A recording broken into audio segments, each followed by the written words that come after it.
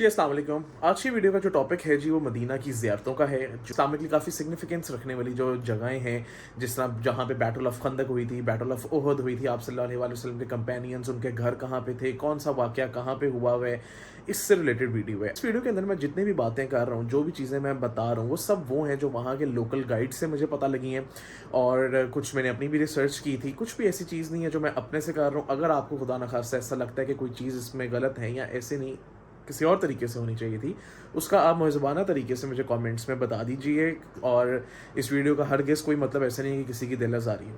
Enjoy the video.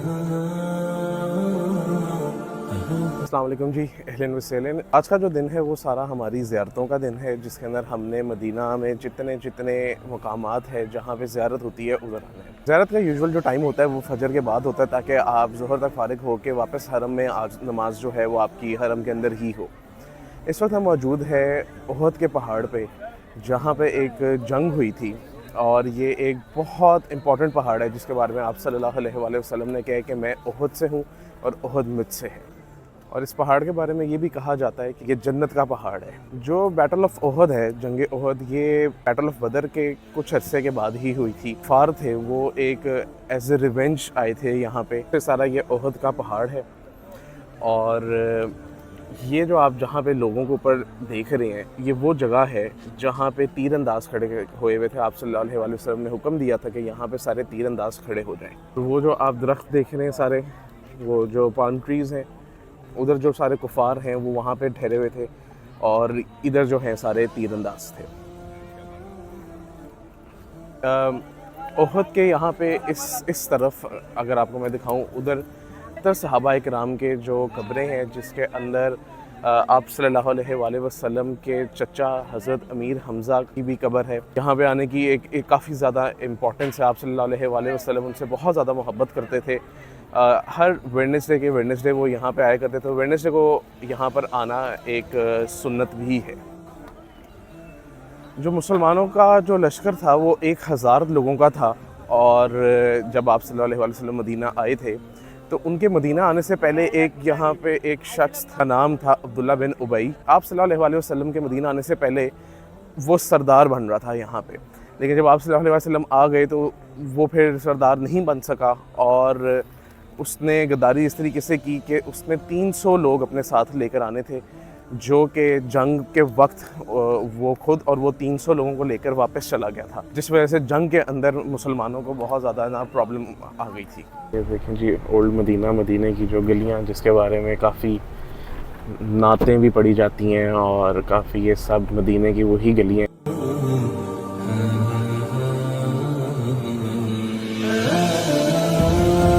Next ज़ियारत है हमारी, ये एक अभी रिसेंटली कुछ ही अर्सा हुआ है कि यहाँ पे ये दरियाफ्त हुई है। आप मेरे पीछे देख सकते हैं, ये सारा इस वक्त ओहद का पहाड़ चल रहा है। ये इधर भी ओहद का पहाड़ है, ये सारा ओहद का पहाड़ है और इसके बीच में से ये मैदान इसी तरह का था। इस मैदान के अंदर से आप वहाँ से अब इन्होंने मतलब थोड़ा सा और भी कुछ कंस्ट्रक्शन हो रही है, लेकिन कहते हैं कि जी कुछ भी काटा नहीं है, कुछ भी इन्होंने किया नहीं है, ये ऐसे का ऐसे ही था। पर थोड़ा बहुत जो पहाड़ को साइड पे किया है रोड को साफ़ करने के लिए। सो बेसिकली यहाँ पे ऐसा होता था कि जब आप सल्लल्लाहु अलैहि वसल्लम पे जब कोई वही आती थी, जो सहाबा इकराम होते थे वो उसी वक्त उस चीज़ को प्रिजर्व करते थे, लिख लिया करते थे किसी पत्थर पे, किसी भी लकड़ी के पीस पे, पत्ते पे भी लिखा करते थे। तो अभी जो यहाँ पे जो ज़ियारत एक हुई है उसके अंदर ये है कि जो सहाबा इकराम के हाथों की लिखी हुई जो कुरानी आयत है वो एज़ इट इज़ आज भी वहीं की है। थोड़ी सी मिट गई भी है क्योंकि ज़ाहिर है होता है, लेकिन आज भी वो उस तरह की है, तो आपको वो दिखाते हैं। तो देखने के लिए ये इन्होंने एक ऐसे बंद किया हुआ है ताकि लोग आगे मत जा सके, लेकिन फिर ये पत्थर भी उन्होंने नीचे लगाए हैं, नीचे पत्थर लगाए हुए हैं जिसके ऊपर आप चढ़ के जो है ना ऊपर जा सकते हैं। कैमरा में एक इशू होने की वजह से सिर्फ इतना ही कैप्चर हो सका। आप देख सकते हैं कि जो सामने पत्थर पे सारा लिखा हुआ है वही कुरानी आयत है।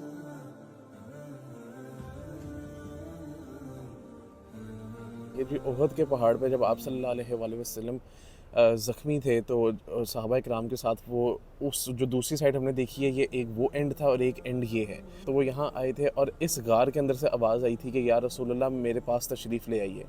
तो फिर वो इस गार के अंदर गए थे और फिर यहाँ पे उनका जो ट्रीटमेंट था वो हुआ था।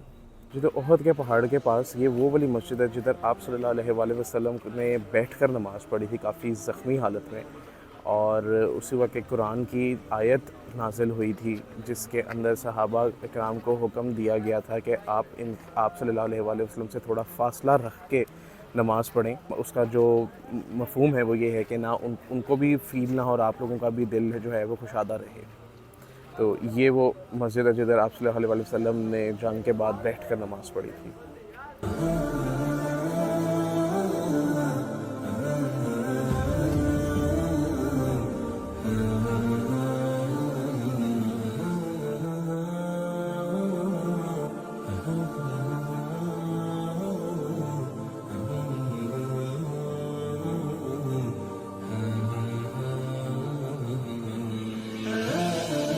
नहीं जी, नेक्स्ट हम जिस ज़ियारत पे आए हैं ये है जी मस्जिद क़िबलतैन, जिसको दो किबलों वाली मस्जिद भी कहा जाता है। और इसके अंदर ऐसे था कि यहाँ पे आप सल्लल्लाहु अलैहि वसल्लम जब मदीना हिजरत के 2 साल के बाद की बात है कि यहाँ पे कुछ लोग, ज़्यादातर लोग ज़ोहर की नमाज़ कहते हैं, कि ज़ोहर की नमाज़ पढ़ा रहे थे तो अल्लाह की तरफ से हुक्म हुआ कि किबला जो है वो तब्दील हो गया मुसलमानों को। जो पहला किबला था वो मस्जिद अक्सा था, और फिर उसके बाद जो मुसलमानों का किबला उसी वक्त चेंज होकर बैतुल्लाह की तरफ हो गया, यानी खाना काबा की तरफ।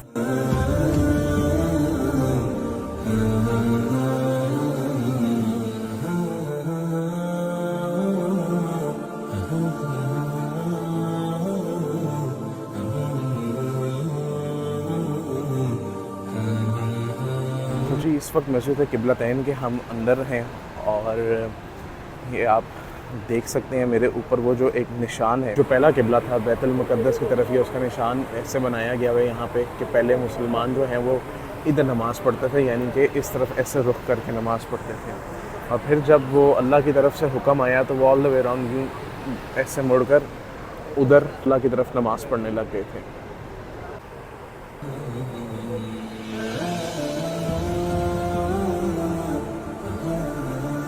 मस्जिद Al-Aqsa holds a great significance for Muslims, और मेरी यहाँ पे भी ये दुआ है कि अल्लाह ताला सारे मुसलमानों के लिए वहाँ पे अल्लाह ताला बहुत ज़्यादा आसानी करे। फ़लस्तीन के मुसलमानों के लिए जो जुल्म और जो कुछ वो सह रहे हैं, अल्लाह ताला उनके लिए बहुत बहुत ज़्यादा आसानी और उनको आज़ादी नसीब करे।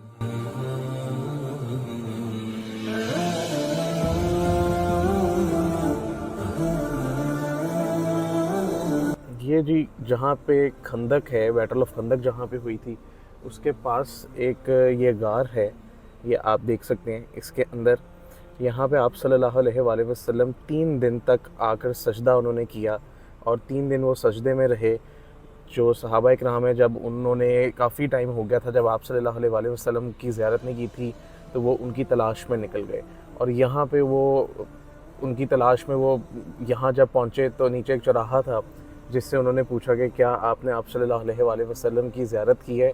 तो उसने कहा कि मैं यहाँ पे 3 दिन से हूँ और मेरी जो बकरियाँ हैं वो बहुत ज़्यादा हेल्दी हो गई हैं। और फिर यहाँ पे सहाबा जब आप सल्लल्लाहु अलैहि वसल्लम के पास पहुँचे और उन्होंने उनको ग्रीट किया, तो आप सल्लल्लाहु अलैहि वसल्लम ने कोई भी आगे से ज़्यादा मतलब आगे से रिस्पॉन्स नहीं किया। फिर आप सल्लल्लाहु अलैहि वसल्लम की बेटी थी हज़रत फ़ातिमा रज़ी अल्लाह अन्हा, वो यहाँ पे उन्होंने भी जब आप सल्लल्लाहु अलैहि वसल्लम को देखा कि वो सजदे में अपनी उम्मत की मग़फ़िरत की दुआएं मांग रहे थे, और वो बस एक ही बात कह रहे थे कि या अल्लाह मेरी उम्मत को बख्श दे। तो हज़रत फ़ातिमा ने जब आप सल्लल्लाहु अलैहि वसल्लम को सजदे में देखा तो वो भी सजदे में चली गईं, और उन्होंने भी यही कहना शुरू कर दिया कि या अल्लाह मेरे वालिद की उम्मत को बख्श दे। तो फिर अल्लाह ताला ने उसी वक्त वही नाजिल हुई जिस पे अल्लाह ताला ने, ऐ मेरे महबूब, हम आपको क़यामत के दिन इतना देंगे कि आप राज़ी हो जाएंगे। इस रोड पे पूरी खंदक थी जो कि 25 फीट चौड़ी थी और 15 फुट गहरी थी, 3 मील तक वो लंबी थी। अच्छा जी, अब हम मौजूद हैं खंदक पे जहाँ पे बैटल ऑफ खंदक हुई थी। मैंने आपको आने से पहले यहाँ पे सारा रोड जो ये जो मेन रोड यहाँ से गुजर रही है, यहाँ पे सारी खंदक जो है वो थी जहाँ पे आप सल्लल्लाहु अलैहि वसल्लम का खाइमा था। यहाँ पे वो उसको मस्जिद फ़तह कहा जाता है, जहाँ पे सूरा अहज़ाब और सूरा निसा की कुछ आयतें नाजिल हुई थी। इस वक्त हम हैं जी जिधर आप सल्लल्लाहु अलैहि वसल्लम का मस्जिद जिसको कहा जाता है, उधर जाके इंशाल्लाह 2 नफल अदा करेंगे।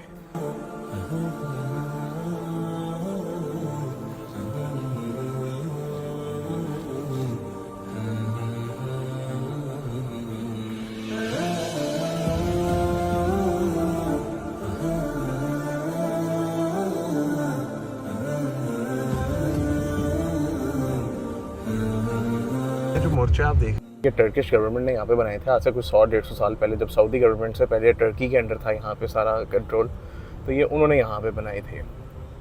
ये जो आप पहाड़ सामने देख रहे हैं ये जबल आयर कहलाया जाता है, और इस पहाड़ के बारे में कहा आप सल्लल्लाहु अलैहि वसल्लम ने कहा कि ये पहाड़ जो है ये जहन्नुम का पहाड़ है। ये पहाड़ आप सल्लल्लाहु अलैहि वसल्लम से बुग़्ज़ रखता है, और आप सल्लल्लाहु अलैहि वसल्लम ने फरमाया मैं इस पहाड़ से नफ़रत करता हूँ। ये पहाड़ है, और दूसरा इस तरफ एक पहाड़ है, ये है जी उहद का पहाड़। इसके बीच का जो जितना भी हिस्सा है इसको आप सल्लल्लाहु अलैहि वसल्लम ने अपना हरम करार दिया है। जी तो अब जो आप मेरे पीछे देख रहे हैं ये जो एक बाग है खजूरों का, ये यहाँ पे हज़रत सलमान फ़ारसी को एक यहूदी ने गुलाम रखा हुआ था।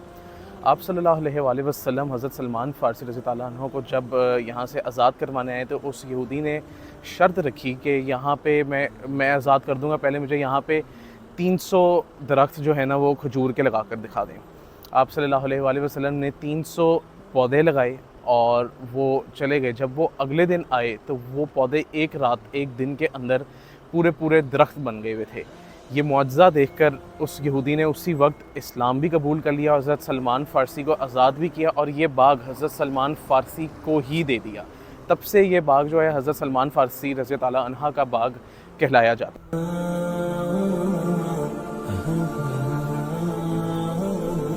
मौजूद हैं जी एक कुएँ पे जिसको बीरे गर्स कहा जाता है। यहाँ पे ये वो कुआँ है जहाँ से आप सल्लल्लाहु अलैहि वसल्लम को आखिरी गुस्ल दिया गया था। सहाबा किराम ने इस कुएँ को खोदा तो इसका जो पानी है वो बहुत कड़वा था, तो उन्होंने आप सल्लल्लाहु अलैहि वसल्लम से कहा कि या रसूल अल्लाह हमने बहुत मेहनत की है तो लेकिन ये हमने जो पानी निकला है ये काफ़ी कड़वा है। तो आप सल्लल्लाहु अलैहि वसल्लम ने कहा कि अल्लाह ताला किसी की मेहनत को कभी रायगा नहीं जाने देता। लुआब इस कुएँ के पानी के अंदर जो है वो मिक्स किया और वो इतना मीठा हो गया। अब उन्होंने कहा था कि मुझे मेरा गुस्ल इस कुएँ के पानी से दिया जाएगा, जो कि फिर हज़रत अली रज़ी अल्लाह अन्हा ने इसके अंदर से पानी लेकर आई। ये आप देख सकते हैं जी इस कुएँ का ये यहाँ से उतरने का रास्ता है सारा। ये सीढ़ियाँ बनाई गई हैं, यहाँ से आएगा नज़र ये, और ये यहाँ से सीढ़ियाँ आकर आप यहाँ पे अंदर जाते हैं। वो एक जाली सी लगा दिया ताकि कुछ अंदर ना जाए, और ये आज भी उसी तरह से है, बस उसको प्रिजर्व किया, जो चीज़ गिर गई उसको दोबारा लगा दिया, वरना ये आज भी अपने उसी कंडीशन में है।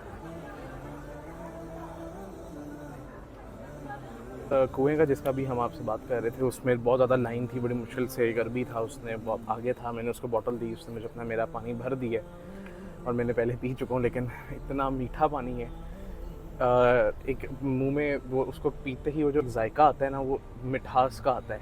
अच्छा जी, अब नेक्स्ट जगह जिधर हम आ गए हैं ये मस्जिद कुबा है, जो इस्लाम की पहली मस्जिद है और इसकी जो बुनियाद है वो आप सल्लल्लाहु अलैहि वसल्लम ने खुद रखी थी। ऐसा हुआ था कि मदीना के जो लोग थे वो आए आप सल्लल्लाहु अलैहि वसल्लम के पास और उन्होंने कहा कि या रसूलल्लाह मक्का वालों के लिए तो आसान है कि वो जाकर बैतुल्लाह जाके उम्रा कर लेते हैं, हमारे लिए यहाँ से मक्का बहुत ज़्यादा दूर है, हमारे लिए ये बड़ी एक मुश्किल है।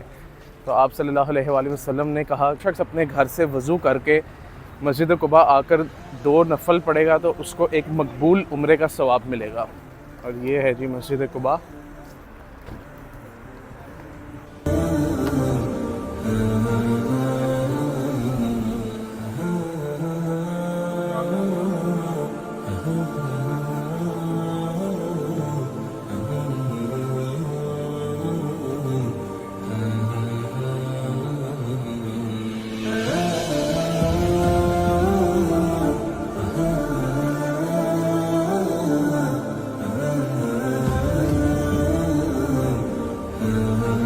तो नेक्स्ट हम जिस जगह पे आए हैं इसको मस्जिद फ़जर भी कहा जाता है, मस्जिद उनैफ भी इसको कहा जाता है। फ़जर इसलिए कहा जाता है क्योंकि आप सल्लल्लाहु अलैहि वसल्लम ने एक दफ़ा फ़जर की नमाज़ यहाँ पे कराई थी और इस मस्जिद में जब आप सल्लल्लाहु अलैहि वसल्लम आए थे तो जो यहाँ के लोग थे उन्होंने इस मस्जिद पे काफ़ी ज़्यादा ढेर सारे दिए जलाकर आप सल्लल्लाहु अलैहि वसल्लम का इस्तकबाल किया था यहाँ पे। ये सारी इस मस्जिद का आउटर एरिया है और ये तो दोबारा बनाया गया, रीबिल्ड किया गया है। खैर अंदर के साइड की जो मस्जिद है वो कहते हैं जी वैसे की वैसी ही है, ऊपर से रूफ़ तो इसकी जैसे बताया कि नहीं थी। बाकी सारी मस्जिद आज भी कहते हैं कि जी बिल्कुल वैसी की वैसी है। आप देखिए ये पत्थर होते हैं ये बिल्कुल वैसे के वैसे होते हैं, जो गिर जाता है उसको दोबारा बना देते हैं, ऊपर वैसी कर देते हैं। तो जी ये जो आप ट्रेन देख रहे हैं ये वो ट्रेन है जो यहाँ से टर्किश लोगों ने ये स्टेशन बनाया था और ये ट्रेन जो है मदीना से इस्तांबुल जाती थी, ये ट्रेन।